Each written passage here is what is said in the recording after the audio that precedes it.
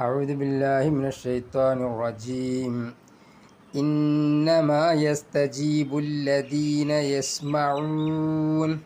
والموتى يبعثهم الله ثم إليه يرجعون وقالوا لولا نزل عليه آية من ربه قل إن الله قادر على أن ينزل آية ولكن أكثرهم لا يعلمون وما من دابة في الأرض ولا طائر يطير بجناحيه إلا أمم أمثالكم ما فرطنا في الكتاب من شيء ثم إلى ربهم يحشرون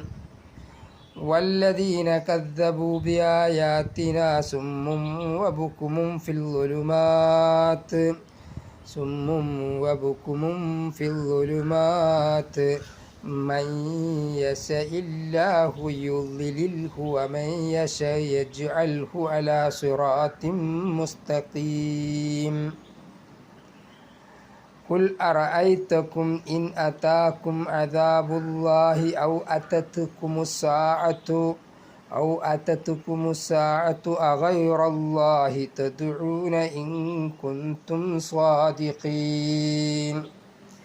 بل إياه تدعون فيكشف ما تدعون إليه إن شاء وتنسون ما تشركون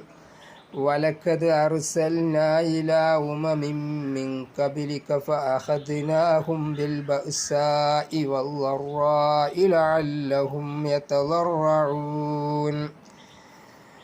فلولا إذ جاءهم بأسنا تضرعوا ولكن قست قلوبهم وزين لهم الشيطان ما كانوا يعملون فلما نسوا ما ذكروا به فتحنا عليهم أبواب كل شيء حتى إذا فرحوا بما أوتوا أخذناهم بغتة فإذا هم مبلسون